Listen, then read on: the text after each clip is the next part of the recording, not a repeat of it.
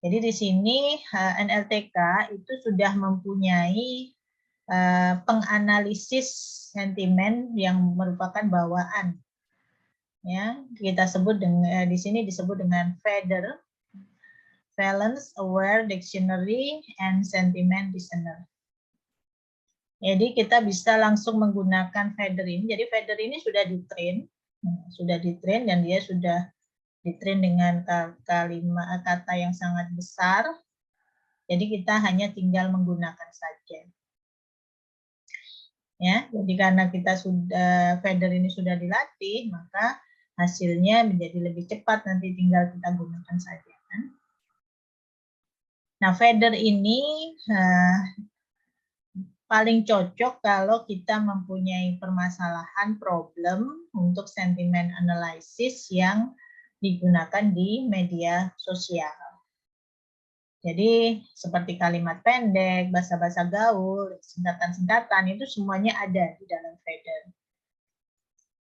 Ini ya, jadi kalau kalian nanti ingin membuat misalkan analisa sentimen dari kata-kata yang anak muda sering katakan, misalkan ada di Twitter atau di Facebook, itu kalian bisa coba dengan menggunakan FADR. Nah, FADR ini tidak bisa atau kurang akurat kalau digunakan untuk menilai kalimat yang lebih panjang. Jadi kalimat berita, review yang dalam bentuk review yang lengkap itu dia kurang cocok ya. Nah, ini cara menggunakan FADR. Jadi pertama-tama kita membuat instan dengan fungsi NLTK sentiment intensity analyzer. Kemudian kita menggunakan perintah polarity score untuk string mentah. Jangan lupa kita import NLTK terlebih dahulu. Kemudian di sini kita juga mengimport sentiment intensity analyzer. Jadi ini adalah fungsi yang kita panggil. Jadi SIA ini adalah sebuah sentiment intensity analyzer. Ya. Ini langsung kita pakai dengan menggunakan polarity scores. Contoh penggunaannya seperti ini. Nah, jadi SIA.polarity scores. Nah, kalimatnya misalkan, wow, NLTK is really powerful. Nah, nanti akan keluar langsung skornya. Apakah dia negatif, positif, netral, atau ya. Jadi nanti akan keluar skor untuk negatif. Oh, ini skor negatifnya 0, berarti dia tidak negatif ya. Kemudian netralnya 0,295, positifnya 0,75. Nah, kalau melihat seperti ini positif. Jadi bisa dikatakan kalimat yang dimasukkan ini itu adalah sentimennya sentimen yang positif. Di mana skor gabungannya, ini compoundnya itu merupakan rata-rata dari ini. Oh sorry, bukan. Jadi skor gabungan ini dihitung, jadi dia bukan hanya rata-rata. Jadi mempunyai teknik penghitungan yang berbeda. Nah ini di mana dia skornya berkisar antara -1 hingga 1. Ini untuk yang compound. Dan di sini untuk jumlah skor yang negatif, netral, dan positif, ini totalnya harus sama dengan 1. Nah, ini cara menggunakan pre-train sentiment analyzer yang disebut dengan FADR. Nah, sekarang kita akan mencoba mengujinya terhadap data real ya, dengan menggunakan corpora Twitter sample ya. Nah, di sini Twitter sample, kita coba kita ambil dulu datanya dari korpus Twitter sample. Lalu kita nanti akan simpan dalam daftar string. Nah, ini Jadi kita ambil stringnya dari korpus Twitter sample. Nah, di sini ada perintah ini untuk membuat URL-nya menjadi tidak aktif ya. Ini lambang URL-nya titik strip. Ini kita ganti menjadi strip. Ini digunakan untuk menghindari kalau kita tidak sengaja meng-enter ya. Nah, meng-enter jadi URL tersebut sehingga nanti akan menjadi aktif. Nah, ini contoh tweets. Ada 10 tweets yang bisa misalkan di sini saya ingin menampilkan 10 tweets ya dari korpus Twitter sample tadi. Nah, ini bentuknya seperti ini. Hopeless world. Ya. Everything in the kids section of IKEA is so cute. Nah, ini ya. Ini rangkaian dari tweet ya. Nah, ini contoh kenapa kita harus biasanya di tweet itu kan juga menampilkan link URL-nya ya. Nah, sehingga agar kita tidak salah enter, nah ini kita titik 2-nya dihilangkan.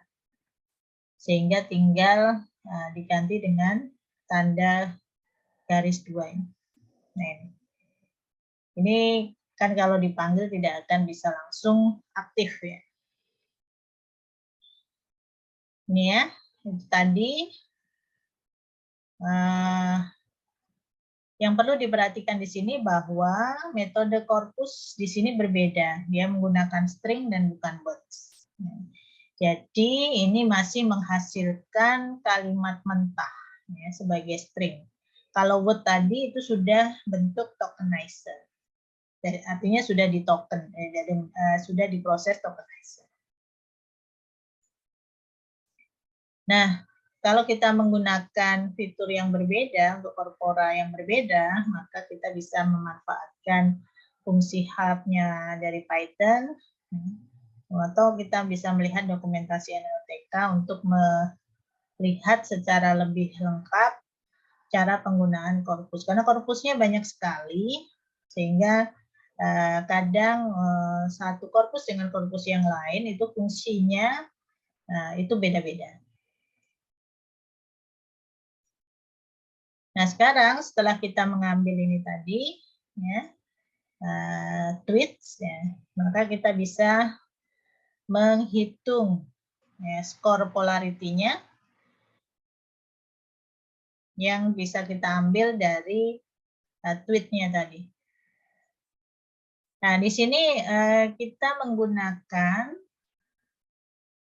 mendefinisikan fungsi, ya, mendefinisikan fungsi. Kita sebut fungsinya adalah isPositive. Inputnya adalah berupa tweet, berupa string tadi. Dan nanti hasilnya adalah berupa boolean, ya, boolean, di mana boolean ini akan berisi lebih dari 0 kalau dia skor komponnya dia lebih dari 0. Ya, dia akan mengeluarkan nilai 1 ya, nilai 1 kalau nilai polarity skor dari tweetnya yang compound, tadi kan ada 4 ya, 4 skor polarity, mulai dari negatif, positif, netral, dan compound. Nah, di sini kita hanya memilih compoundnya yang lebih besar dari 0 gitu maksudnya. Jadi yang compoundnya ya, itu kurang dari 0. Tadi kan compound itu nilainya antara -1 sampai dengan 1. Jadi yang bagus nilainya itu adalah yang lebih besar dari 0. Kemudian di sini kita lakukan proses shuffle tweets, ya, kita random, ya, kita acak gitu ya.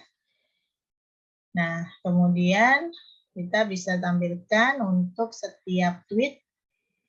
Nah, kita ambil 10 saja misalkan. Jadi di sini ya. Dicek ya, apakah dia positif, tweetnya adalah positif. Nah, ini.